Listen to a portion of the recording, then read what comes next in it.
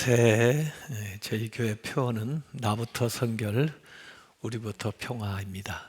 그 표어는 사실은 작년 제가 교단 총회장이 됐을 때 우리 교단 표어로 정한 것이고 또 우리가 잘 알고 있는 말씀입니다.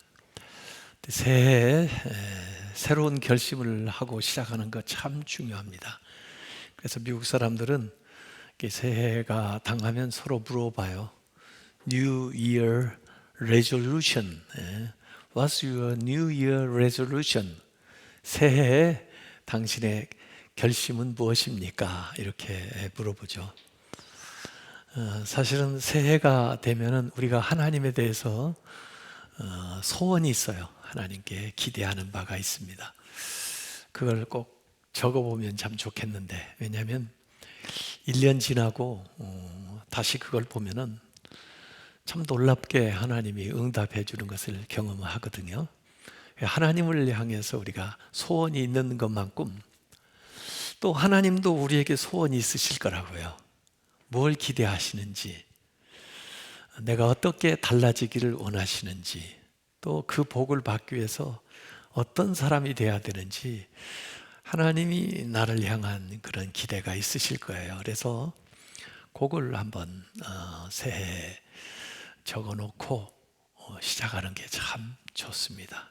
그게 뜻을 정하고 시작하는 건데, 다른 때보다 새해를 시작할 때만큼 이런 결심을 하기 좋은 때가 없습니다. 그래서 이 변하는 상황 속에서 그냥 새해를 맞이하는 것이 아니라 새로운 마음으로, 기대와 각오로 시작을 하는 게 굉장히 중요합니다. 자, 어떤 결심을 할 건가? 우선 좀 버리고 싶은 것들을 좀 거둬냈으면 좋겠어요. 코로나19 상황도 그렇지만은 우리의 좋지 않은 습관들을 정리할 수 있는 좋은 기회입니다. 아직도 술을 못 끊는 분이 있으면 이런 기회 얼마나 좋아요. 또 담배를 끊지 못하는 분도 이런 기회, 또 도박이나 뭐 여러 가지 중독에 좀 해서 원치 않으면서도 자꾸 끌려가는 것 같은 그런 것들이 있으면은 2021년도에 더구나 이 코로나19 상황 속에서 그걸 좀 정리하고 나아가는 게 건강에도 도움이 되고 또 우리의 삶에 굉장히 유익이 될 거라고요. 정리해야 될 것도 있고 또 긍정적으로 우리가 새롭게 결단해야 될 것들이 있습니다. 뭐 건강을 위해서도 우리가 절제하는 생활을 해야 되지만 또 때로는 다이어트도 필요하고요. 또 운동도 필요하고요. 또 새로운 분야의 지식을 습득하기 위해서 어떤 좋은 강의들을 찾아서 규칙적으로 듣는다든지 또 독서를 하겠다든지 이런 것도 내면의 소양을 키우기 위해서 필요하고요. 또 신앙생활을 좀 잘하기 위해서 금년에 온라인으로라도 새벽기도를 계속 참석을 하겠다든지 또 성경 말씀을 공동체 성경 읽기 통해서 좀 한번 통독을 해본다든지 가정 예배를 꾸준히 드려보겠다든지 하여간 여러 가지 우리의 육신과 우리의 정서적인 거 또 실제 삶에 관련된 거 또 신앙적인 거 이런 것들을 결단하며 나아가는 것이 굉장히 필요하다고 생각을 합니다. 그래서 사람들, 성공하는 사람들, 잘 되는 사람들 보면은 다 그 성공하는 습관이 있어요. Winning habit. 이 고린도 전서 9장 25절에도 바울은 그런 말씀했습니다. 이기기를 다투는 자마다, 승리하기를 원하는 자마다 모든 일에 절제하나니, 절제할 줄 알아야 된다는 거죠. 특별히 운동하는 사람들, 이들은 썩을 승리자의 관을 얻고자 위해서도, 승리의 월계관을 쓰기 위해서도 이렇게 절제한다는 거예요. 그런데 우리는 썩지 아니할 것을, 더 영원한 영적인 것을 추구하는 우리로서는 얼마나 더 해야 되겠느냐 하는 말씀을 여기에 얘기하고 있는 겁니다. 참 어려운 시기에는 더 특별한 결단이 요구되는 때입니다. 그래서 저는 이제 오늘부터 신년 시작하면서 오랫동안 준비했어요. 무슨 말씀을 가지고 2021년도를 열어갈까 그러다가 다니엘서를 선택한 겁니다.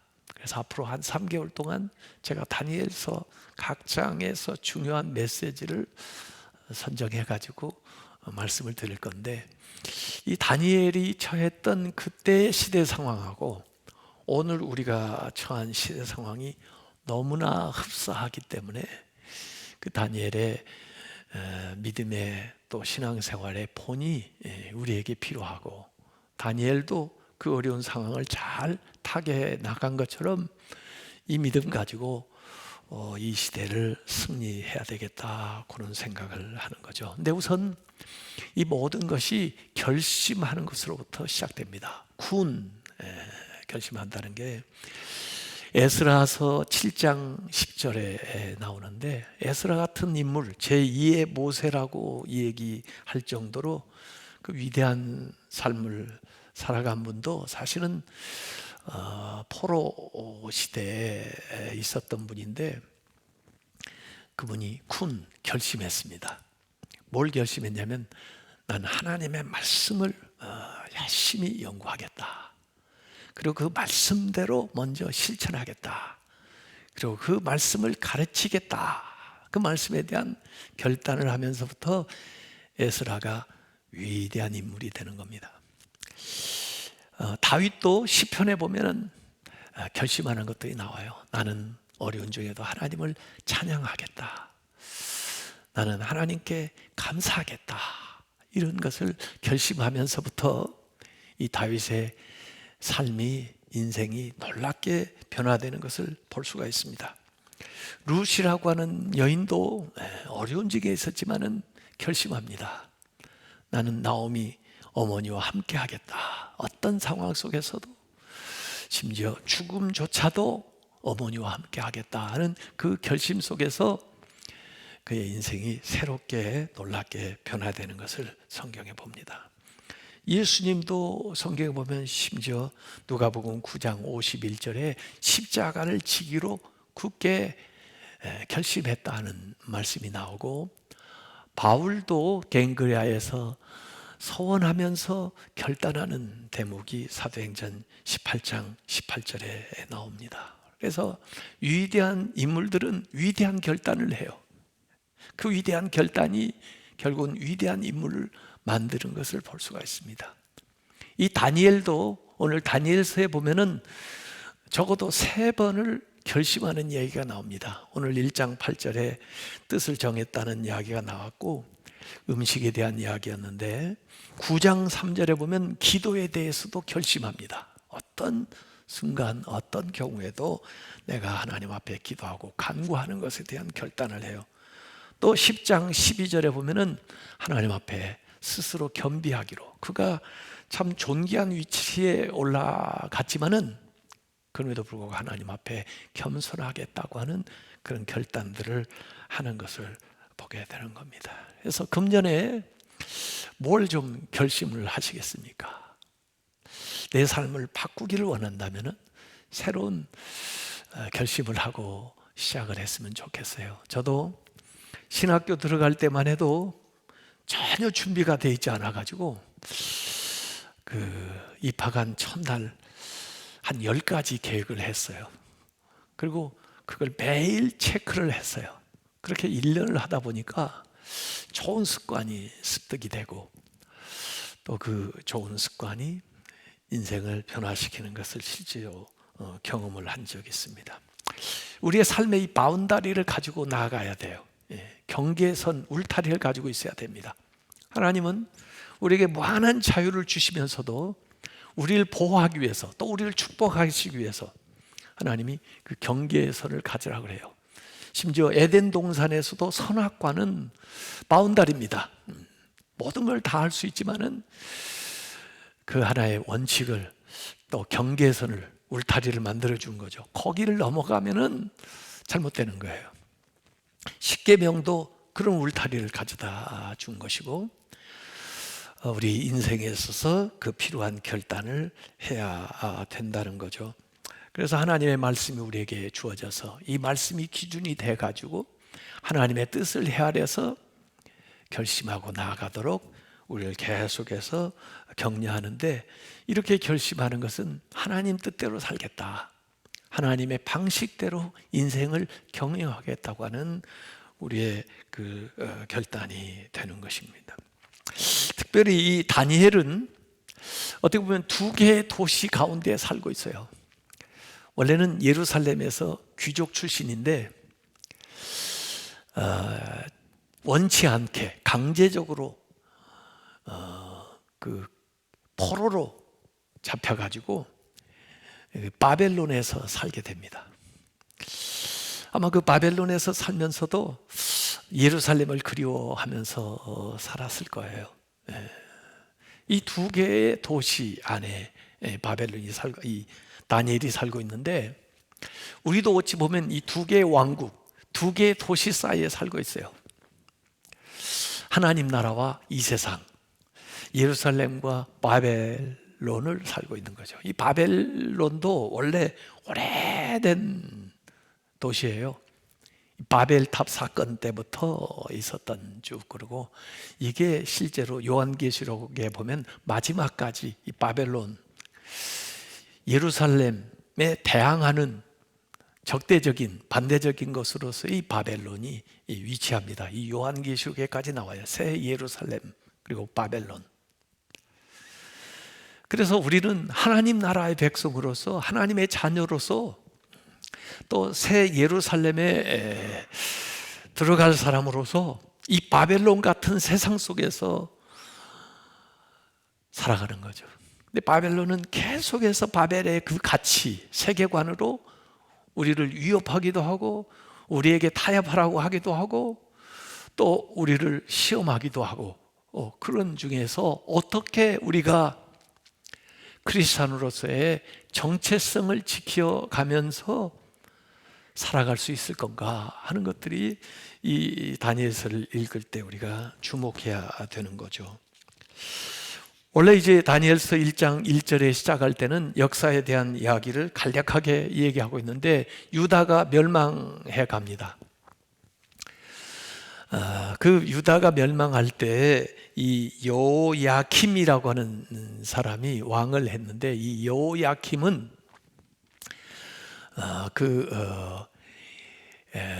좀 패역한 왕이었어요.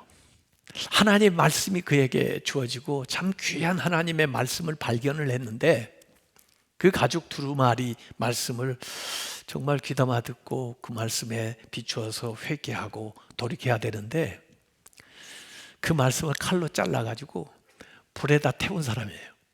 하나님의 말씀을 멸시한 사람이죠. 그렇기 때문에 그 자신뿐 아니라 그 나라가 결국 어려움에 처하고, 이 바벨론 느부갓네살에 의해서 나라가 멸망을 하게 되는데, 그 나라에 느부갓네살이 쳐들어와 가지고 왕조도 무너뜨릴 뿐만 아니라 이 귀족들을, 또 기술자들, 이들을 포로로 사로잡아 가지고 1차 포로로 데려갑니다. 결국 2차, 3차까지 포로로 끌려가게 되는데, 이 다니엘은 그 1차 포로로 이 바벨론의 기원전 605년에 끌려가는 그런 일이 여기에 나옵니다. 근데 1장 2절에도 주님께서 그걸 허락했다는 거예요. 왜? 저들을 심판하기 위해서, 저들이 이렇게 패역하게 살기 때문에. 이 다니엘이 끌려간 이야기를 그냥 간단하게 기록해 놨지만 정황을 한번 생각을 해보자고요. 이것은 애굽에 요셉과 함께 내려갔던 이스라엘과는 전혀 다릅니다. 그들은 살기 위해서 자발적으로 애굽으로 내려갔지만, 여기 바빌론에 가게 되는 것은 그야말로 강제적으로 포로로 끌려가는데, 나라가 망하고, 또 아마 다니엘이나 이런 사람들은 귀족이었던 자기 부모가 죽거나 어려움을 당하는 것을 목격을 했을 거예요. 그리고 정들었던 또 자신들의 모든 기반이 있는 그곳에서 쫓겨나게 되고 강제로 이주를 당하게 되는데, 그 예루살렘에서 바벨론까지 그 먼 1000km 이상 되는 그곳을 끌려가거나 또는 이제 가면서 얼마나 슬펐겠어요. 그래서 이 바벨론에 가가지고 살게 되는 그 이야기가 나옵니다. 마치 옛날에 일제시대에 시베리아로 이렇게 끌려가는, 강제 징용당하는, 그래서 노역을 하는 그런 모습을 생각할 수가 있습니다. 왕이 이들 가운데 좀 더 특출난 사람들, 유대인들이 좀 뛰어나고 그러니까 그들 가운데 몇 사람을 뽑아요. 선발을 하는데, 그들에게는 일반 이제 노역을 시키질 않고 그들에게는 특혜를 줘가지고 인재 양성 프로그램에 좀 쓸만한 사람들을 뽑게 되는데, 그 다니엘 그리고 그 세 친구가 그 안에 들어가게 되는 거죠. 그런데 이 왕이 그들에게는 지정하는 거 있어요. 바벨론의 그 갈대아의 그 언어를 습득하게 하고, 또 그들의 그 학문, 천문학이라든지 또는 수학이라든지 또는 법학이라든지 이런 학문을 특별히 그들에게 3년 동안 가르치도록 하고, 그리고 특혜를 주어서 왕이 모든 의식주를 다 제공을 하는데, 특별히 왕이 먹는 고기, 그리고 왕이 마시는 최상급의 그 포도주를 그들이 마실 수 있도록 그렇게 하사를 하는 이야기가 거기 나옵니다. 그래서 다니엘서 1장 5절에 보면 또 왕이 지정하여, 왕이 명령을 내린 겁니다. 왕의 명령으로 그들에게 왕의 음식과 그가 마시는 포도주에서 날마다 쓸 것을 주어 3년을 기르게 하였으니, 그 3년 과정 후에 그들은 왕 앞에 서게 될 것이더라, 이렇게 나와 있습니다. 왜 이들에게는 이런 특혜를 주었나? 아마 그 제국은 그 당시로 말하면 세계를 다 다스리니까 많은 인재가 필요했을 거예요. 그래서 어려서부터 얘들을 선발해가지고 내 수족으로 부려서 차세대의 지도자로 한번 키워보겠다, 그런 생각을 할 수도 있고, 또 특별히 그 유대 땅을 그 다스리는 데 있어서 굉장히 유대가 그 아래 애굽을 견제하는 데 굉장히 중요한 지역이기 때문에 내가 특별히 그 신뢰할 수 있는 친바벨론적인 인재들을 키워가지고 그 아래 내려보내서 나에게 충성을 다하게 해야 되겠다. 그러기 위해서는 어려서부터 얘들을 확실히 내 사람으로 만들어야 되겠다, 이렇게 생각을 했을 수 있죠. 그러니까 어떤 면에서 왕의 음식을 나눠주는 건 굉장한 특혜를 베푸는 거예요. 다윗이 왕이 되었을 때 요나단의 그 아들, 장애를 가지고 있는 아들인데 무비보셋을 오라고 그래가지고 왕의 식탁에서 먹는 거예요. 왕의 식탁에서 먹는 것 그 자체만으로 모든 사람들에게 이 무비보셋이 어떤 사람인가 하는 것을 딱 드러내는 거죠. 누구도 무비보셋에 대해서 감히 왕하고 식탁에서 음식을 먹는 사람인데 어떡하겠어요. 그래서 그들에게 언어, 그 다음에 문화, 학문을 다 가르치게 하고 이 음식을 먹도록 해주고, 그리고 이들 이름을 다 이 계명을 하는데 이 바벨론식으로 이름을 바꿉니다. 원래 다니엘이라고 하는 이름은 하나님은 나의 재판장이시다, 하나냐는 하나님은 은혜로우시다, 미사엘은 누가 하나님과 같은 자 있는가, 아사랴는 하나님은 나의 도움이시라. 이 네 사람 전부 다 이름에 하나님이 다 들어가 있어요, 좋은 뜻으로. 그런데 이들을 데려다가 이름을 싹 바꿔줬는데 다니엘을 벨드사살이라고 이름을 붙였는데, 벨드사살이라고 하는 이름 뜻은 벨은 바벨론의 신입니다. 벨이여 내 생명을 보호하소서. 그게 벨드사살이에요. 사드락을 이 하나냐를 사드락으로 이름을 바꿨는데, 이건 아쿠의 명령 이런 뜻입니다. 아쿠는 달신이에요. 달신. 바벨론 사람들이 섬기는 달신이에요. 미사엘을 메삭이라고 불렀는데, 메삭은 누가 아쿠신인가 이런 뜻이고, 아사랴를 아벳느고라고 이름을 바꿨는데, 아벳느고의 뜻은 느고의 종, 느고도 신입니다. 그러니까 다 이름을 바꾸면서 그 이름 안에다가 바벨론 신들의 이름을 다 집어넣어놨어요. 그런데 재미있는 것은 다니엘은 한 번도 자기 이름을 벨드사살이라고 부른 적은 없어요.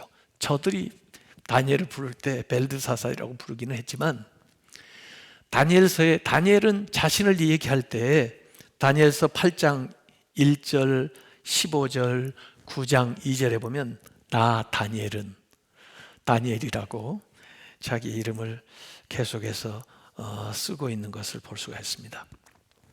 이 다니엘서가 참 재미있는 책인데요, 대개 구약이 히브리어로 기록되어 있고 신약은 헬라어로 기록되어 있습니다. 그리고 종종 이 아람어로 이렇게 일부 나오기도 하는데, 이 다니엘서는 다니엘서 1장 그리고 8장부터 12장까지는 히브리어로 되어 있습니다. 그리고 2장부터 7장까지는 아람어로 기록되어 있어요. 근데 아람어가 언제부터 나오냐면 2장 4절에 갈대아 사람들이, 술사들이 아람어로 왕에게 말을 했다, 그 대목부터 해서 쫙 7장까지 아람어로 기록되어 있어요.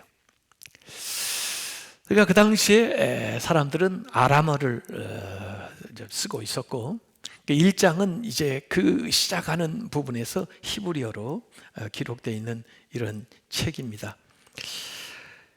자, 지금 바벨론에 잡혀온 사람들, 유대인들의 생각은 대부분은 그렇게 생각했을 거예요. 이제 나라도 망했으니 하루속히 여기에 적응해가지고 살 길밖에 없다. 하나님도 우리를 도와주시지 않는데 우리가 어떻게 여기서 생존하나. 왕이 시키는 대로 잘 따라서 하고, 그래도 우리한테 이렇게 특혜를 줘서 왕의 음식까지 내려주니 속히 이 문화에 잘 적응해서 좋은 성적으로 왕의 눈에 들어가지고 그 다음에 그래도 먹고 살고 또 좋은 위치에 들어가면 좋겠다. 아마 대개는 그렇게 생각을 하고 있었을 거예요. 근데 다니엘과 이 네 사람은 다른 생각을 하는 겁니다. 그 어린 나이에. 그럼에도 불구하고 이 바벨론의 한복판 왕궁에서 어떻게 하나님의 사람으로 살아갈 것인가, 어떻게 우리의 믿음을 지키면서 살아갈 것인가 하는 생각을 하는 거죠. 그래서 오늘 1장 8절에 보면은 다니엘은 뜻을 정하여, 입지한다고 그러죠. 뜻을 정하여, 뜻을 세우는데 결심을 하는 거죠. 왕의 음식과 그가 마시는 포도주로 자기를 더럽히지 아니하리라 하고, 이게 반복적으로 또 2번 나옵니다. 자기를 더럽히지 아니하도록 환관장에게 구하지. 여기서 Daniel resolved, 영어로 그렇게 되어 있어요. 다니엘은 resolution에서 나온 resolved, 마음에 결심했다는 거예요. 이 결심은요, 왕의 명령하고 완전히 대치되는 겁니다. 왕이 지정한 것에 대해서 이 다니엘은 다른 결심을 하게 되는 거죠. 그래서 어찌 보면 앞으로 일어날 이 싸움, 충돌이 이제 시작되는 것을 보여주고 있는 겁니다. 우리가 이 바벨론에서 예루살렘 속한 우리 하나님의 자녀들이 살아간다는 것이 만만치가 않아요. 수없이 많은 영적인 싸움이 있습니다. 왕의 명령과 하나님의 명령 사이에서 갈등이 있는 거죠. 내 인생을 누가 규정하는가? 내가 하나님의 사람이 될 것인가? 왕의 사람이 될 것인가? 내 주도적으로 살 건가? 이 환경에 따라서 저들이 이끄는 대로 살아갈 것인가? 세상을 따라가는 삶이냐? 내 가치관을 세워나가는 삶이냐? 이런 거예요. 아무리 그 왕의 음식이 좋아 보이고 특혜처럼 보인다 할지라도 이것이 과연 나의 정체성과 내 신앙에 유익이 되는 것인가, 바른 것인가 하는 생각을 하게 되는데, 오늘 특별히 이 음식을 놓고 다니엘이 생각하는 것은 이건 나를 더럽히는 거다. 내가 하나님의 자녀로서 살아가야 되는데 하나님의 자녀로 살 수 없게 만드는 것이다, 이렇게 신앙적으로 생각을 한 거예요. 도대체 왕의 음식이 그 고기가 또 그 포도주가 뭐이기 때문에 그러냐? 사람들은 다 그런 식으로 얘기를 해요. 이건 우상의 제물이 되었던 것이기 때문에 유대인으로서 율법을 지키고 정결법을 지키는 사람들에게는 부정한 것이라 그런 결단을 했다, 그렇게 얘기하는 사람도 있고, 또 다른 사람은 자기 동료들은 또 나라 백성들은 다 어려움을 겪고 있는데 자기들만 이 왕 음식을 먹으면서 호의호식을 할 수가 없다, 그렇게 얘기하는 사람도 있지만은 어쨌든 간에 여기에 표기되어 있는 대로 성결한 삶을 살아가는데 방해가 된다는 거죠. 성결한 삶을 살아간다는 거, 나부터 성결하겠다고 결단을 하면요, 세상에 많은 위험을 감수해야 됩니다. 많은 유혹들이 나한테 와요. 이 안에서 내가 신앙의 결단을 하고 나의 정체성을 어떻게 지켜나갈 건가 하는 것이 굉장히 어렵습니다.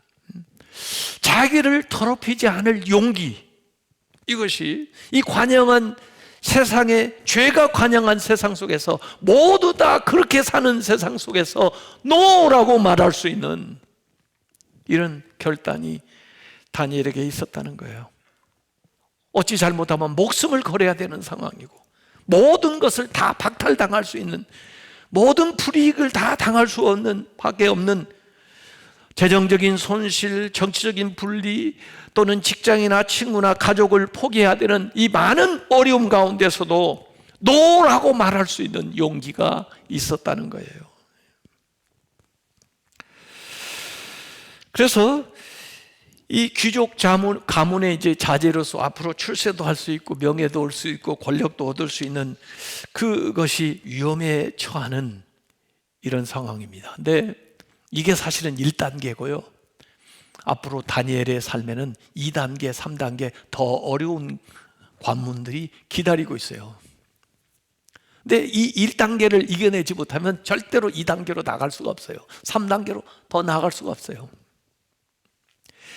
그래서 여기 음식을 거부하는 것도 결단을 하고 나중에 우상 숭배하는 것을 안 하기로 거부하는 것도 결단을 하고 나중에 기도 못하게 방해하는 것에 대해서도 기도하기로 결단하는 것으로 나아가게 되는 거죠.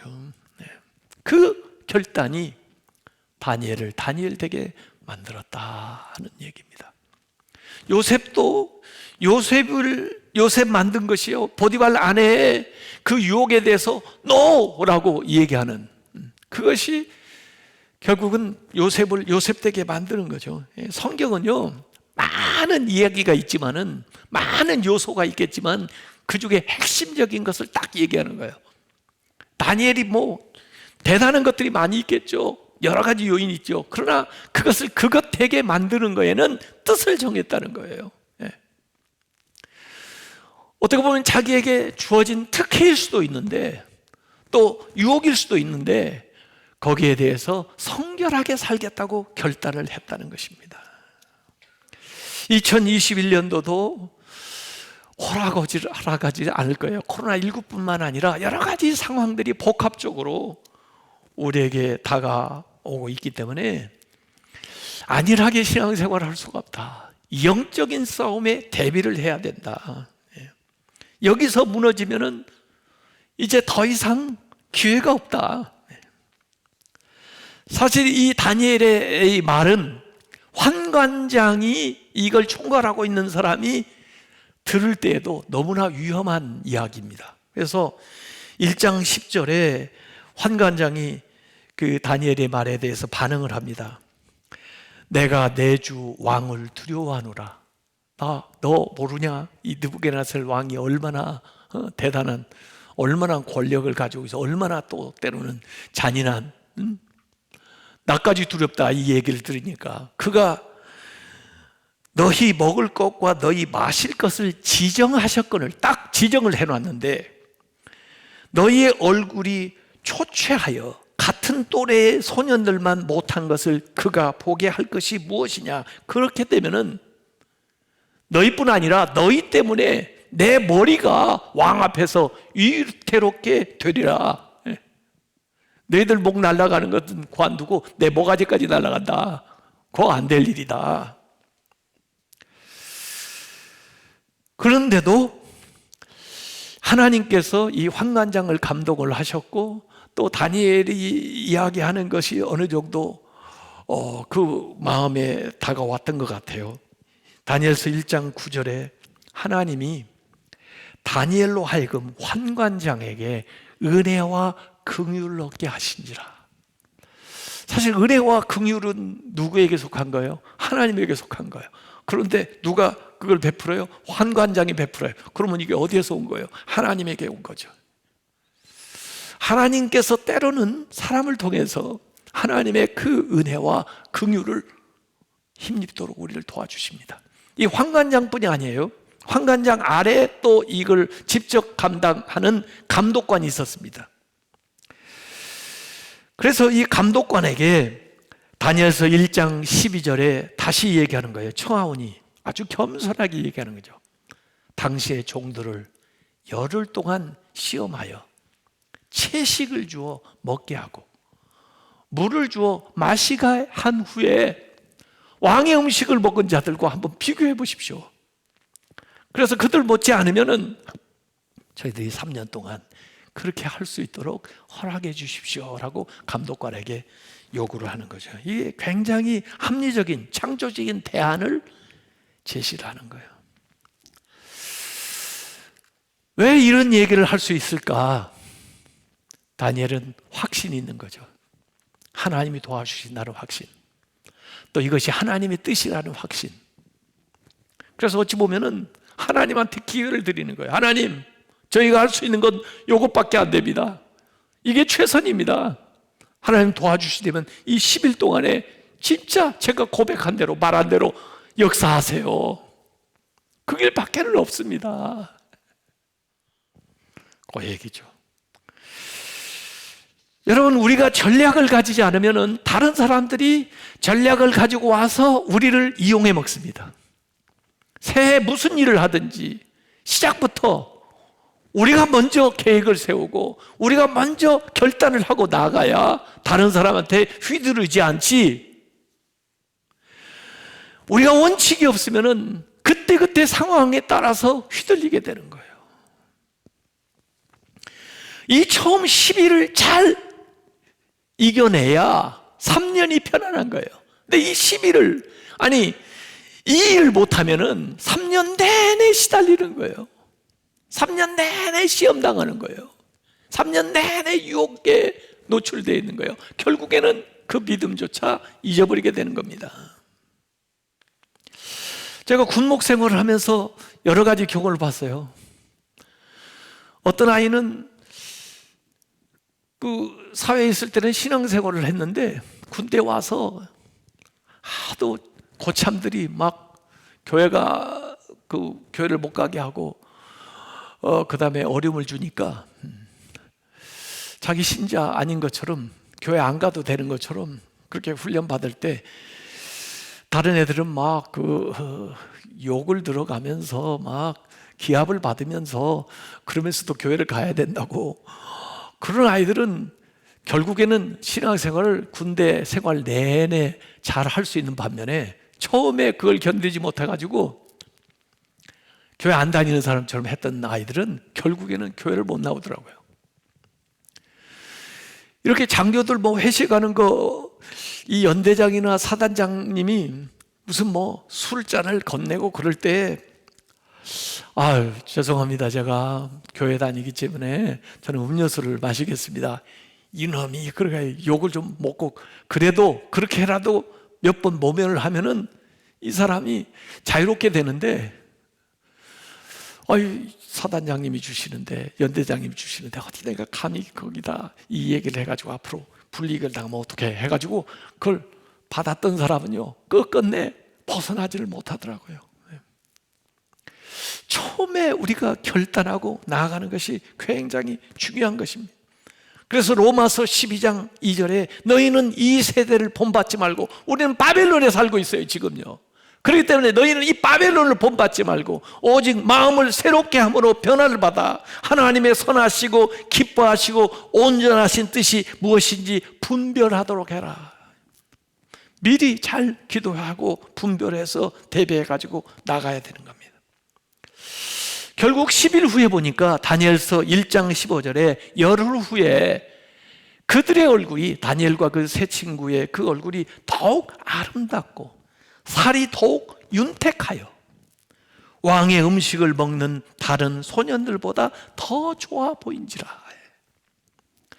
아니 10일 동안에 어떻게 이렇게 달라질 수가 있을 것 같아? 예? 정말 놀라워요. 하나님이 역사하지 않고서야. 예? 근데 달리 보이는 건데 훨씬 더 좋아 보이는 거예요. 건강해 보이는 거예요.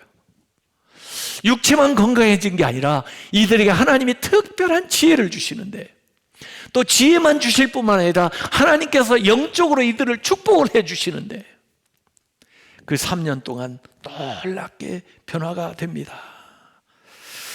그래서 다니엘서 1장 17절에 보면 하나님이 이 네 소년에게 학문을 주시고 또 모든 서적을 깨닫게 하시고 지혜를 주셨으니, 그것만 해도 대단한데 그 아래 나온 게 더 대단해요. 다니엘은 또 모든 환상과 꿈을 깨달아 알더라. 이게 뭐예요? 이게 복선이에요. 앞으로 일어날 모든 일에 대한 열쇠가 되는 거예요. 하나님이 이 다니엘에게 특별한 것을 주셨는데 영적으로 환상과 꿈을 깨달아 알 수 있는 능력을 주십니다. 이건 어떤 학문으로도 도달할 수 없는 이것을 주셔요. 그러면 학문은 어떻게 되느냐? 왕 앞에 서는 모든 사람보다 10배나 더 지혜롭게 그렇게 하나님이 만들어 주셨다는 말씀이 나오고, 그래서 타의 추종을 불허하는, 정말 하나님이 그와 함께 한다고 하는 증거를 그의 삶에서 보여줘요. 그리고 오늘 1장 21절에 사실은 다니엘서의 결론 같은 이야기가 나와요. 왜냐하면 히브리어로만 읽을 수 있는 사람은 1장만 읽고도 다니엘을 다 알아야 될 거 아니에요. 모든 다니엘의 삶을 포괄할 수 있는 말씀이 이 짧은 구절에 나와요. 다니엘은 고레스 왕 원년까지 있으니라. 고레스 왕은 누구냐? 앞으로 포로 생활 70년 후에 고레스가 왕이 됐을 때 다시 고향으로 1차 귀환시킨 그 왕이에요. 그때까지 이 왕궁에서 거의 65년 이상을 다니엘이 있으면서 제국이 지나갑니다.